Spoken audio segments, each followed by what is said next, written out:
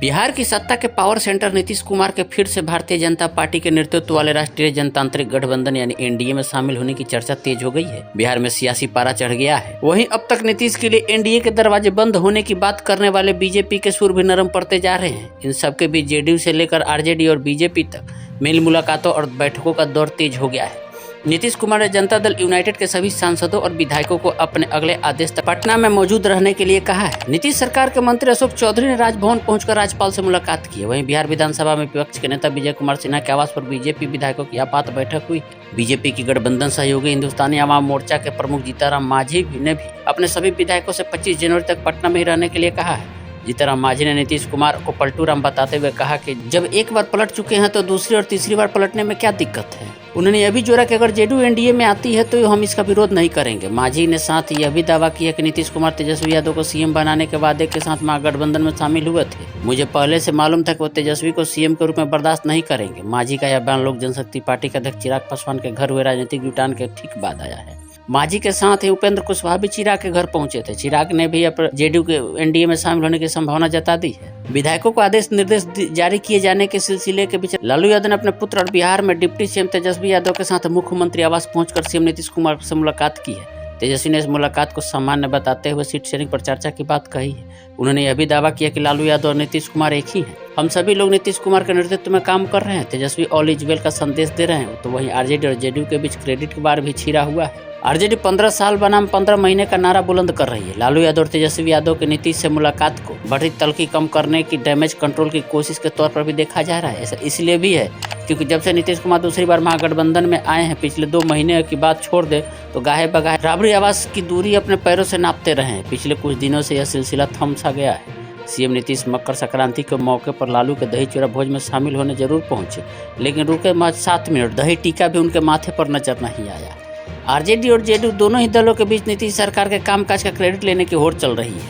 अब कर्पूरी ठाकुर की जयंती को लेकर भी दोनों दलों के मतभेद सामने आ गए हैं। पूर्व मुख्यमंत्री कर्पूरी ठाकुर की 100वीं जयंती को लेकर जेडीयू और आरजेडी दोनों ही दल अलग अलग आयोजन कर रहे हैं। जेडीयू ने पहले कर्पूरी ठाकुर की जयंती पर आयोजित कार्यक्रम रद्द करने का ऐलान कर दिया था, लेकिन तभी आरजेडी ने 23 जनवरी को जयंती समारोह आयोजित करने का ऐलान कर दिया। कर्पूरी ठाकुर बिहार के उन नेताओं में से एक हैं जिन्हें ओबीसी पॉलिटिक्स का एक प्रतीक माना जाता है। आरजेडी के दाव से जदयू बैकफुट पर आ गई और उसके अगले दिन यानी 24 जनवरी को पटना में बड़े कार्यक्रम के आयोजन का ऐलान कर दिया। बिहार बीजेपी के नेता नीतीश के महागठबंधन में जाने के बाद से उनको लेकर आक्रामक तेवर अख्तियार किए हुए हैं। पार्टी का शीर्ष नेतृत्व भी यह कह रहा था कि नीतीश के लिए एनडीए के दरवाजे अब बंद हो चुके हैं, लेकिन गृह मंत्री अमित शाह ने अब नीतीश कुमार को लेकर नरमी के संकेत दे दिए हैं। अमित शाह ने एक समाचार पत्र को दिए साक्षात्कार में नीतीश कुमार की पार्टी के एनडीए में शामिल होने को लेकर एक सवाल के जवाब में कहा कि सियासत में जो और तो नहीं चलता, ऐसा प्रस्ताव मिलता है तो विचार किया जाएगा। अमित शाह के बयान पर जदयू विधायक और नीतीश सरकार में मंत्री अशोक चौधरी ने कहा कि इसमें कुछ भी नया नहीं है, हमसे पूछिएगा तो हम भी वही कहेंगे। उन्होंने कहा कि अमित शाह ने कभी नहीं कहा कि जेडीयू के लिए दरवाजे बंद है। अमित शाह ने कहा कि कोई प्रस्ताव आएगा तो विचार करेंगे, प्रस्ताव कोई देगा तब ना, हम लोगों ने तो प्रस्ताव नहीं दिया है। सवाल उठ रहे हैं कि बीजेपी के तेवर भी नीतीश को लेकर नरम हो गए हैं, तो फिर आखिर जेडीयू ने की एनडीए वापसी पर बात आखिर कहाँ अटकी है। कहा जा रहा है कि नीतीश कुमार के एनडीए में वापसी की पिच करीब सेट हो चुकी है, लेकिन बात 2 पॉइंट पर थोड़ी अटक रही है। एक, नीतीश कुमार चाहते हैं कि मुख्यमंत्री की कुर्सी उनके पास ही रहे और बिहार बीजेपी के साथ ही पार्टी के कुछ शीर्ष नेता भी इस पर अभी सहमत नहीं है। नीतीश कुमार के दूसरी शर्त चिराग पासवान को एनडीए से बाहर का रास्ता दिखाने की मांग बताई जा रही है। नीतीश नहीं चाहते कि जेडीयू और चिराग की पार्टी एक साथ एक गठबंधन में रहे। बीजेपी दलित वोट का बिखराव रोकने के लिए चिराग को छोड़ने की शर्त पर अभी सहमत नहीं है। बिहार के वरिष्ठ पत्रकार ओम प्रकाश अस्क का कहना है कि नीतीश कुमार खुद कह चुके हैं कि वह 2 नेताओं के कहने पर ही महागठबंधन में आए हैं। उन 2 नेताओं में से एक ललन सिंह, जो जेडीयू अध्यक्ष पद से हटाकर नीतीश कुमार पहले बीजेपी को सिग्नल दे चुके हैं। जिस विपक्षी गठबंधन को आकार देने के लिए नीतीश ने बंगाल से तमिलनाडु तक एक कर दिया, उसमें पीएम उम्मीदवार की कौन कहे संयोजक का पद भी नहीं मिला।